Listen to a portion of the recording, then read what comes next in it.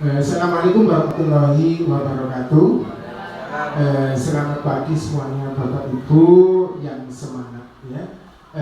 Di sini saya akan meneruskan dari konteks yang sudah disampaikan oleh Bu Ayu dalam budaya positif. Di sini saya akan melanjutkan pada materi 1.4 yaitu kebutuhan dasar manusia dan dunia berkualitas.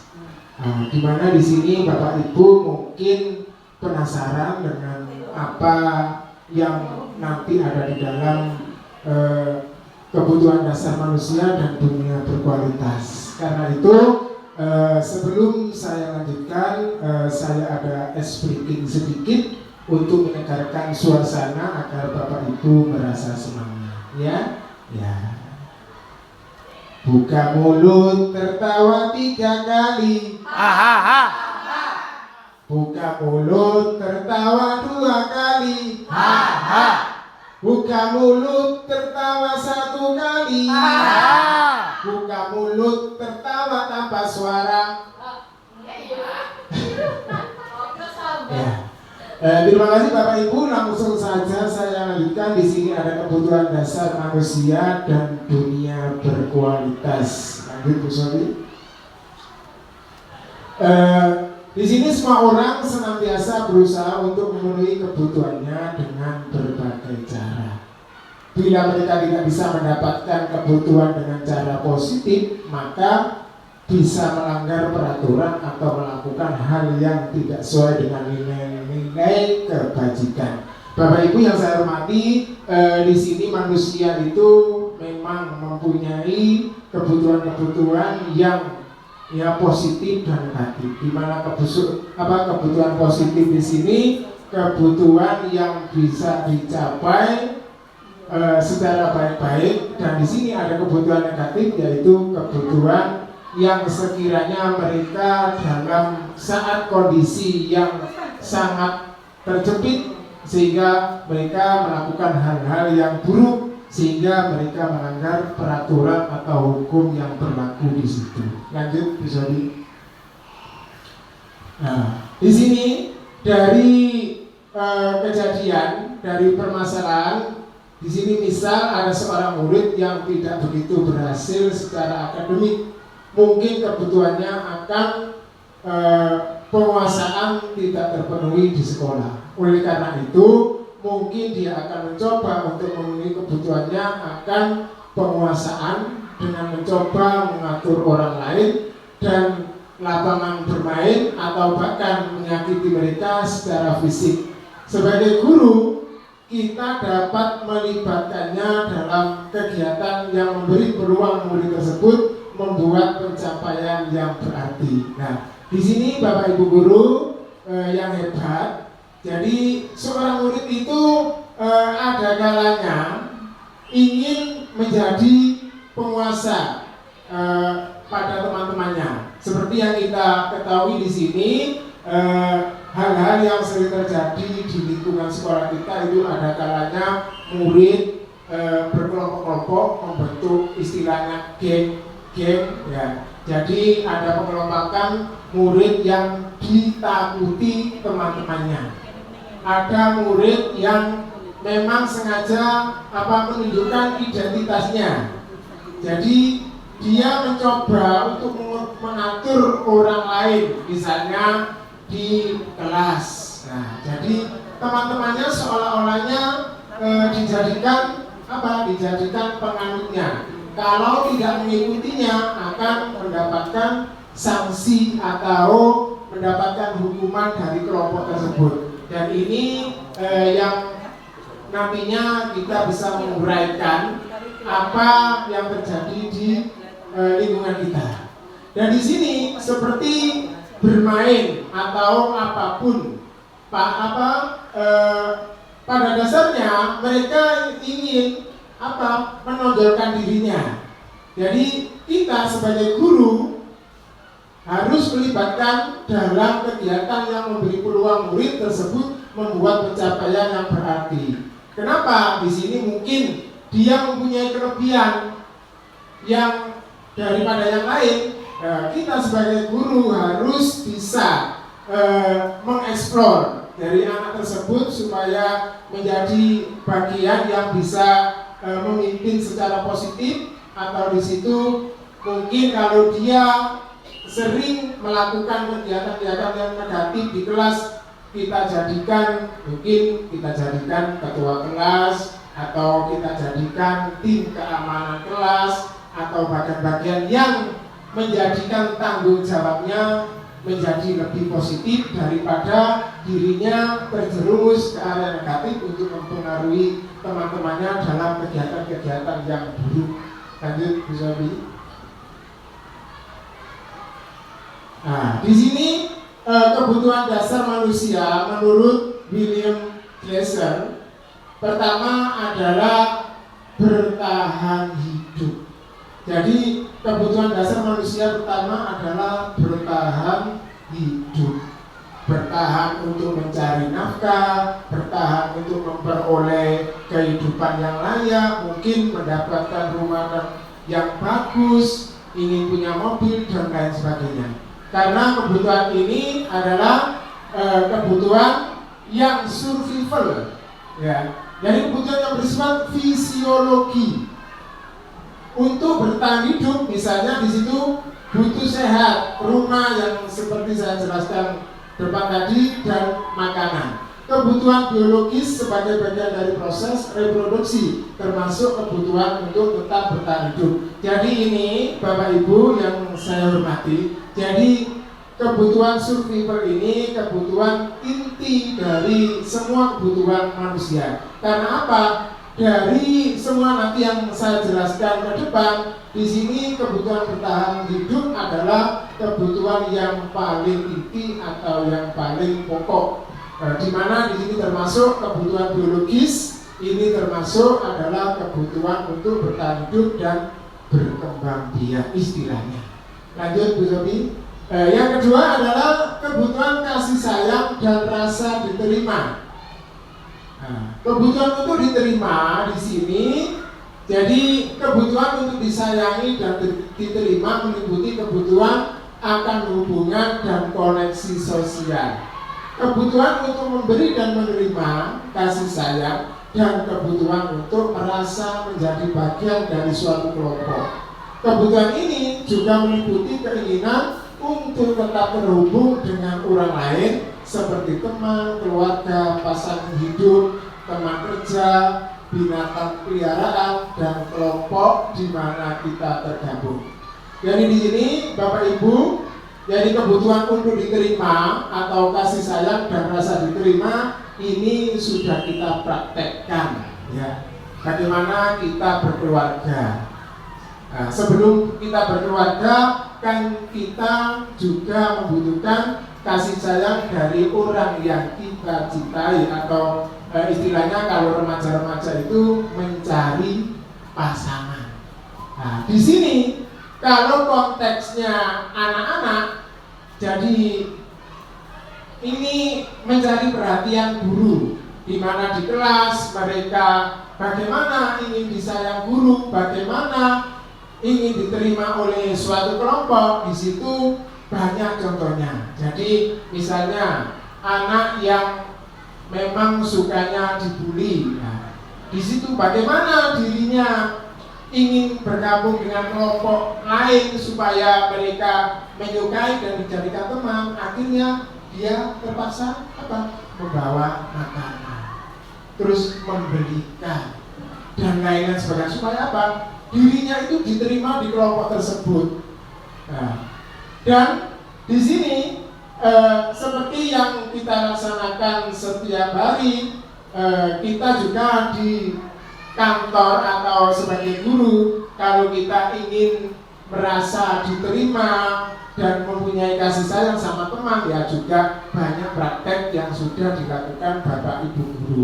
Berkolaborasi, mungkin membawa bekal dari rumah dimakan bersama, sering bacaan dan lain sebagainya. Itu termasuk adalah kasih sayang dan rasa diterima oleh teman-teman. Lanjut, Bu Sobi. Yang ketiga adalah penguasaan. Kebutuhan pengakuan atas kemampuan. Kebutuhan ini berhubungan dengan kekuatan untuk mencapai sesuatu, menjadi kompeten, menjadi terampil, diakui atas prestasi dan keterampilan kita, didengarkan dan memiliki rasa harga diri.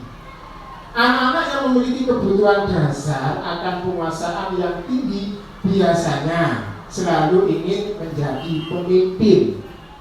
Mereka juga suka mengamati sebelum mencoba hal-hal baru dan merasa kecewa bila melakukan kesalahan. Mereka juga biasanya rapi dan sistematik dan selalu ingin mencapai yang terbaik. Nah, sini Bapak Ibu, jadi termasuk kebutuhan dasar manusia adalah penguasaan atau kebutuhan pengakuan atas kemampuan. Nah, di sini sudah kita lihat bersama-sama bagaimana anak di sini banyak yang ingin menjadi pemimpin teman-temannya. Karena apa? Karena mereka ingin menjadi penguasa di kelas. Ya, seperti di depan tadi banyak kelompok-kelompok ini, kelompok itu, mungkin kelas ini. Makanya kalau mengimplementasikan ke kelas, kita harus setiap saat itu merombak. Jadi mungkin tempat duduk kita tidak selalu satu bangku. Bahkan ada intimidasi, mungkin pesanan dari wali murid atau wali siswa di situ, anak saya ojo dikumpulno anak ini. Nah, itu ya, itu sebenarnya tidak boleh Bapak Ibu. Jadi kita harus mengkolaborasikan anak supaya apa? Tahu teman karakter yang satu dengan yang lain sehingga tidak terjadi penguasaan atau di sini ada anak memang menjadi pemimpin. Kalau memang menjadi pemimpin, ketua kelas itu memang sudah disarankan. Tetapi kalau menjadi pemimpin yang buruk atau istilahnya geng dan ada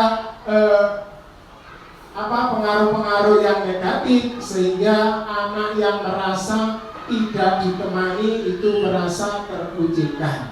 Nah, di sini sering terjadi di kelas-kelas tinggi yang sudah kita rasakan bersama-sama. Mungkin ada sebagian anak yang memang sengaja merasa terkucilkan, dan di situ sudah banyak anak-anak yang memang sengaja mempunyai power istilahnya sama teman-temannya dan merasa paling jago sehingga dia bisa menguasai teman-temannya. Jadi sebagai guru kita wajib bisa meluruskan hal tersebut, yaitu dengan cara-cara kalau di kelas istilahnya kita rombak setiap saat. Jangan melulu mungkin satu semester duduk sama satu bangku. Jadi sebenarnya bisa dirombak satu minggu kita lakukan penyegaran untuk anak. Lanjut Bu Sobi. Yang keempat adalah kebebasan. Kebutuhan akan pilihan. Kebutuhan untuk bebas adalah kebutuhan akan kemandirian, otonomi, memiliki pilihan dan mampu mengendalikan arah hidup seseorang. Anak-anak dengan kebutuhan kebebasan yang tinggi menginginkan pilihan. Mereka perlu banyak bergerak, suka mencoba-coba, tidak terlalu terpengaruh orang lain, dan senang mencoba hal-hal baru dan menarik. Jadi di sini memang kalau di konteks sekolah ini memang anak membutuhkan kebebasan. Nah, di sini sering sekali saya pada pagi hari ya setiap masuk itu sudah melihat anak sudah bermain bola, belum menerima pelajaran, tapi badannya sudah berkeringat capek. Ketika masuk jam 7, akhirnya anak-anak masuk ke kelas dalam kondisi yang gerah, kondisi yang tidak nyaman, apalagi didukung dengan kurangnya pendingin atau kipas di kelas, sehingga mereka ya itu pada berdoa saja sudah gelisah, capek dan lain sebagainya. Karena apa? Karena termasuk kebutuhan dasar manusia adalah kebebasan. Jadi mereka milih mandiri di sini, bebas pilihannya, otonomi, mempunyai hak sendiri, tidak mau diatur. Wong saya pagi kok belum pelajaran kok wis karep saya main bal-balan, pelayon apapun. Nah, di sini nanti Bapak Ibu guru mempunyai kewajiban seperti yang dijelaskan Bu Ayu pada depan tadi, yaitu membentuk keyakinan kelas agar ketika masuk pagi tidak ada bermain yang mengeluarkan keringat. Syukur-syukur kalau di zaman saya dulu pagi itu ya pegang buku, belajar, tapi nggak sekarang. Saya jarang menemui anak yang pada pagi hari ini pegang buku atau baca-baca. Nah, itu yang mungkin nanti perlu kita sosialisasikan, kita terapkan pada anak-anak agar anak-anak pada pagi hari diharapkan minimal tidak mengeluarkan keringat. Kalau istirahat oke lah, kita kasih toleransi karena istirahat boleh. Tetapi hemat saya kalau pagi hari seyogyanya itu anak tidak mengeluarkan banyak tenaga. Karena apa?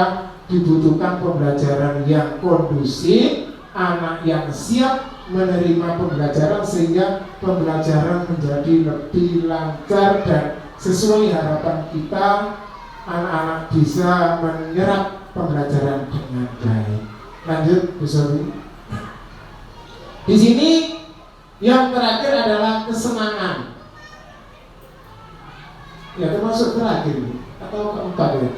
Kesenangan di sini kebutuhan untuk merasa senang. Nah, kebutuhan akan kesenangan adalah kebutuhan untuk mencari kesenangan, bermain dan tertawa. Anak-anak dengan kebutuhan dasar kesenangan yang tinggi biasanya ingin menikmati apa yang dilakukan. Mereka juga bisa berkonsentrasi tinggi saat mengerjakan hal-hal yang disenangi. Mereka suka permainan dan suka mengoleksi barang, suka bergurau, suka melucu dan juga mengemaskan. Bahkan saat mereka bertingkah laku buruk, mereka masih terlihat lucu. Nah, ini termasuk kebutuhan dasar manusia menurut William Glasser. Di sini adalah kesenangan. Hati butuh senang, merasa senang. Oh, memang kalau sepak bola itu kan senang, bermain lari-lari senang. Tetapi kalau kita lihat dampak atau efeknya, ya mengapa harus bermain bola pada pagi hari sebelum pembelajaran? Mengapa harus bermain yang mengeluarkan keringat? Nah, di sini kita sebagai pendidik ya harus mampu merefleksikan. Oh, dampaknya apa kalau mereka bermain? Kalau mereka menuruti kesenangan, apakah di dalam kelas mereka tidak bisa senang? Nah, di sini kita mulailah berpikir untuk memberikan pembelajaran di kelas yang menyenangkan, yang menghibur. Selain memberikan materi, sekaligus materi itu kita arahkan mungkin dengan game, dengan apa saja yang sekiranya anak tersebut merasa senangnya itu tidak hanya pada waktu istirahat atau sebelum pembelajaran.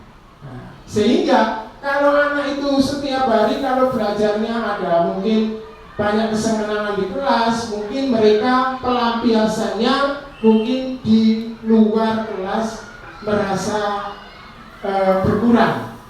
Jadi kalau mereka di kelas merasa tertekan, setiap hari mungkin dicekoki dengan pembelajaran-pembelajaran yang super rumit, super ribut, akhirnya mereka mumpung istirahat wis bal-balan, pelayon wis pada mulut jeklang-jeklang dan lain sebagainya. Oleh karena itu Bapak Ibu, jadi mungkin ini menjadi solusi atau gambaran kita untuk memperbaiki supaya anak-anak itu kesenangannya itu bisa disalurkan lewat pembelajaran, bukan hanya di luar waktu belajar. Lanjut Bu Sofi.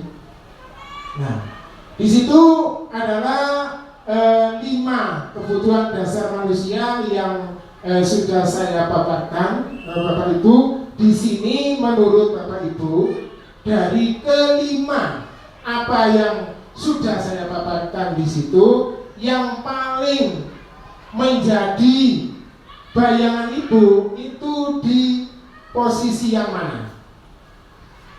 Yang pertama, di situ tadi ada kebutuhan dasarnya, ya. Yang kedua, tadi ada kebutuhan untuk apa tadi?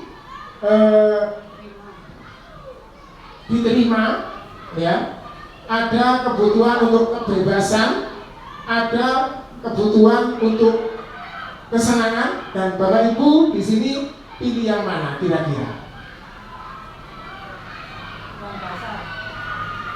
Pilih kebutuhan dasar atau kebutuhan yang survival tadi. Karena apa?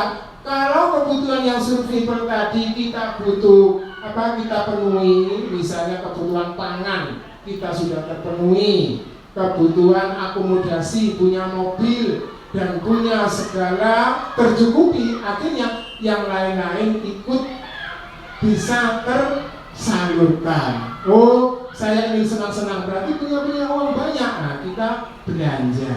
Nah, jadi di situ, jadi kebutuhan dasar yang pertama tadi yang menjadi inti pokok dari semua kebutuhan. Oke, kita lanjutkan ke yang materi 1.5. Restitusi, atau di sini 5 posisi kontrol. Nah, tadi di depan sudah disinggung oleh Bu Ayu, jadi di situ 5 posisi kontrol sebagai guru kita harus mendalami. Karena apa? Karena kita tiap hari tidak lepas dari masalah. Karena apa? Sudah memang pekerjaan guru adalah pengganti orang tua di sekolah. Orang tua menitipkan dari jam 7 sampai jam 12 itu adalah tanggung jawab Bapak Ibu guru di sekolah. Di sini saya akan membahas 5 posisi kontrol. Pertama adalah sebagai penghukum. Di sini kita tidak sadar bahwa sering kita melakukan penanganan siswa. Kalau ada kasus, kalau ada masalah baik di kelas atau di luar kelas itu kita sebagai penghukum, di mana kita posisinya itu dari ucapan, dari tindakan, seolah-olah itu cara kita sendiri, tidak mempedulikan yang lain. Intinya pokoknya ini cara saya, biar bagaimanapun kamu harus patuh dengan aturan saya, karena saya adalah sebagai guru dan berhak untuk menghukum. Nah, di sini ada contoh-contoh kalimat ya. Di sini ada patuhilah aturan saya, atau awas kamu selalu saja salah. Jadi kesalahan anak-anak yang berulang-ulang itu kita ucapkan dengan kata-kata seperti itu.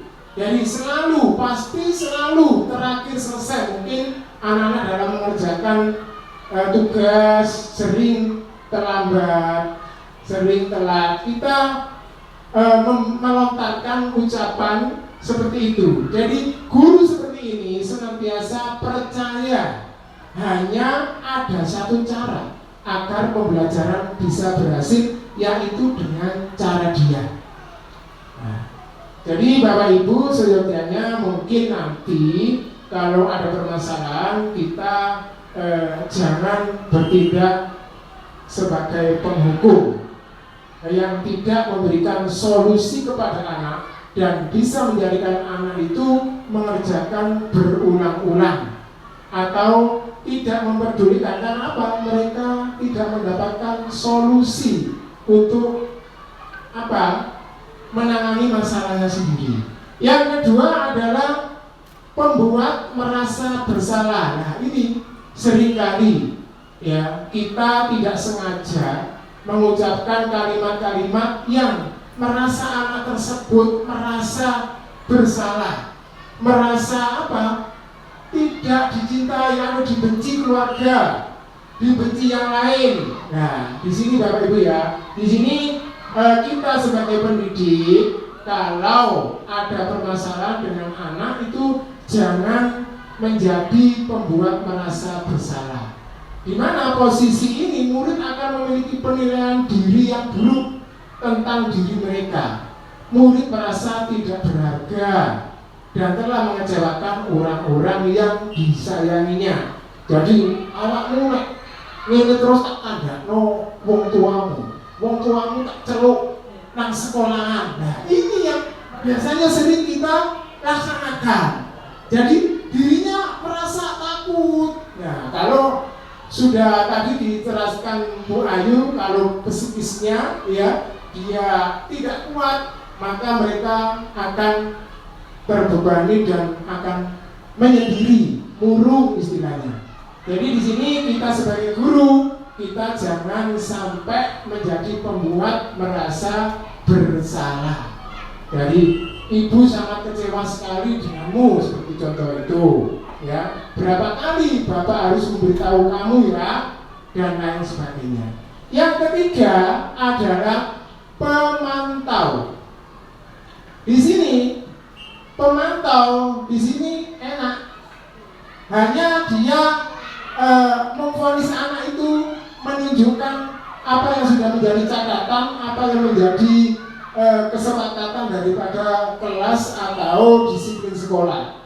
Nah, di sini pemantau sangat mengandalkan penghitungan, catatan, data yang dapat digunakan sebagai bukti atas perilaku seseorang. Nah, di sini sering sekali kita menunjukkan kalau anak merasa bersalah. Kamu tahu kesalahan kamu, lihat peraturannya. Kamu tahu kesalahan kamu nggak lihat apa yang ada di dinding itu. Nah, di sini adalah sebagai pemantau. Yang keempat adalah teman. Nah, di sini kita kadang sebagai teman, kadang kalau kelas kecil ya, itu kita sebagai guru ngalahi.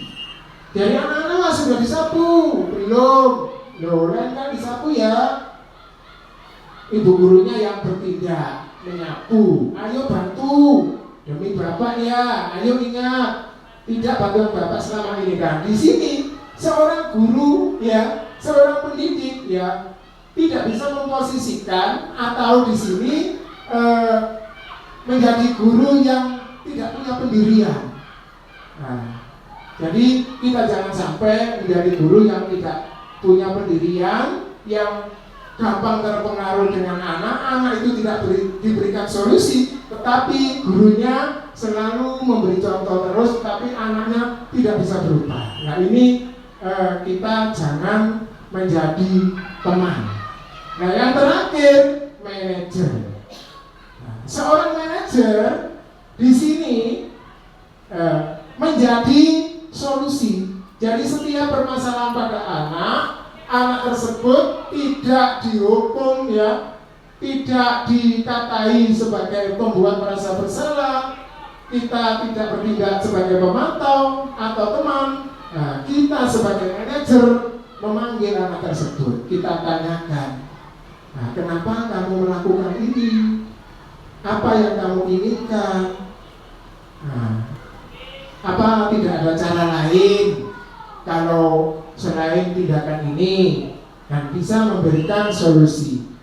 Nah, di sini contohnya sudah saya jelaskan dari Di sini seorang manajer itu menanyakan keyakinan kelas.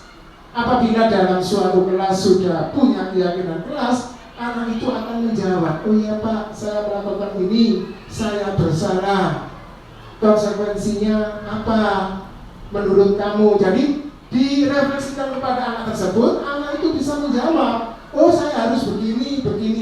Nah, pada akhirnya nanti anak tersebut akan teringat terus, oh keyakinan kelas itu yang sudah disepakati bersama, dibuat bersama dengan murid, itu fungsinya untuk mengontrol supaya apa? Supaya kelas kondusif dan anak-anak dalam pembelajarannya itu lebih enak. Kalau ada apa-apa sedikit, pasti diingatkan temannya. Ayo, nggak ingat peraturannya. Kenapa? Karena peraturan kelas itu dibuat bersama-sama, jadi semuanya terlibat. Nah, kalau selama ini kan kita melakukan peraturan kelas yang kita buat catat-catat, kita tempel. Anak nggak tahu.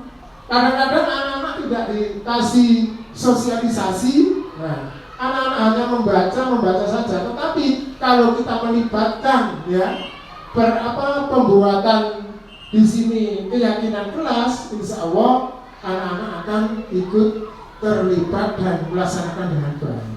Itu ya, Bapak Ibu. Nah, dari 5 posisi kontrol, penghukum, pembuat merasa bersalah, pemantau, teman, dan manajer, posisi kita secara jujur ya, sebelum kita kenalkan atau sebelum memahami apa yang harus dilakukan sebagai guru, kita sering melakukan seperti apa kira-kira selain manajer? Nah, pemantau dan penghukum. Memang enak. Hei, sini. Kamu bersama lagi. Nah, ya itu kan memang paling instan. Jadi berdasarkan insting, saya gurunya kok, saya wali kelasnya loh. Tergantung saya enaknya saya kan. Nah, gitu. Yang menjadi pemakai, kamu nggak tahu tak peraturannya, cuma ditanya gitu ya, besok melakukan lagi ya terulang seperti itu. Tetapi kalau kita sebagai manajer memberikan solusi, seperti contoh kemarin, saya melakukan restitusi pada seorang anak yang saya ambil dari kelas 6, Vina, memang bagus dia secara ucapannya memberikan alasan cukup bagus. Jadi memang saya ambil sebagai sampel untuk segitiga restitusi. Dan itu kasusnya terlambat, nggak pakai kaos kaki. Akhirnya saya tanya, kaos kakinya kok basah, dicuci ibu. Ternyata dia mau saya kasih solusi. Kan sudah kelas 6, sudah bisa cuci sendiri kan, belajar. Akhirnya dia mau dan akhirnya dia mendapatkan solusi sehingga pada kesempatan berikutnya dia tidak akan ketinggalan lagi. Karena apa? Karena dia mencuci kaos kakinya sendiri dan menyiapkan sebelum berangkat sekolah. Itu Bapak Ibu ya. Yang terakhir adalah segitiga restitusi. Nah, di sini rentetan atau sambungannya dari posisi kontrol tadi. Kita sebagai guru harus mempraktekkan segitiga restitusi. Jadi segitiga restitusi ini tidak jauh dengan apa yang saya jelaskan di depan. Karena apa? Di sini kita sebagai guru harus bisa menstabilkan identitas yang pertama. Jadi kita kembalikan pada diri kita sendiri kalau kita menghadapi anak. Jangan menjadi seperti tadi penghukum, menjadi pembuat merasa bersalah, pemantau, teman. Nah, ini sebagai manajer di sini kita menstabilkan identitas. Jadi kita kembalikan pada diri sendiri Misalnya sampean menghukum anak, misalkan kalimat-kalimat harus ditata dengan rapi dan senantiasa membuat anak itu merasa bisa merefleksikan apa yang menjadi kesalahannya. Di sini setiap orang pasti pernah melakukan. Nah, kita balikan sendiri pada diri kita. Jadi setiap orang itu pernah merasa bersalah, nak. Jadi Bapak Ibu Guru tidak mencari benar atau salah, hanya Bapak Ibu Guru mencari tahu mengapa kamu berbuat seperti itu. Dan validasi tindakannya di sini anak itu dikasih cara-cara lain supaya tidak melakukan hal-hal tersebut. Jadi cara yang lebih efektif untuk mendapatkan apa yang dibutuhkan anak.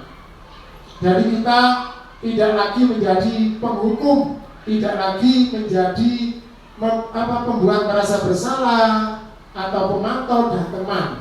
Nah, di sini tanyakan anak itu apa alasannya melakukan perbuatan ini, kenapa kok ingin melakukan perbuatan itu, dan apa dia pasti menjawab, oh saya ingin begini Pak, ini saya dirokno ya saya balas. Nah terus ditanyai lagi apa dampaknya.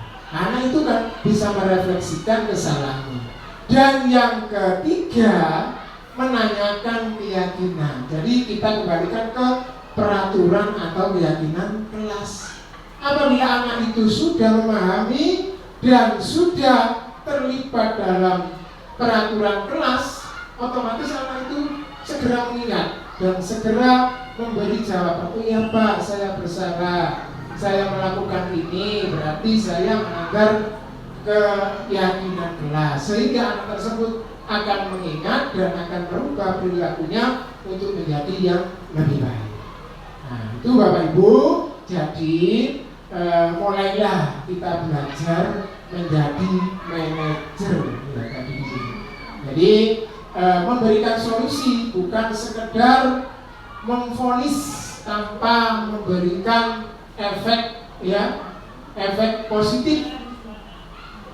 Kalau kita melakukan hal-hal yang menghukum atau memberikan misalnya hukuman yang sifatnya fisik, apalagi itu sangat tidak dilanjutkan, bahkan bertentangan dengan hukum yang berlaku. Lanjut Bu. Nah, di sini contoh penerapan segitiga restitusi yang sudah saya lakukan bersama anak kelas 6 tadi yang sudah saya jelaskan di depan.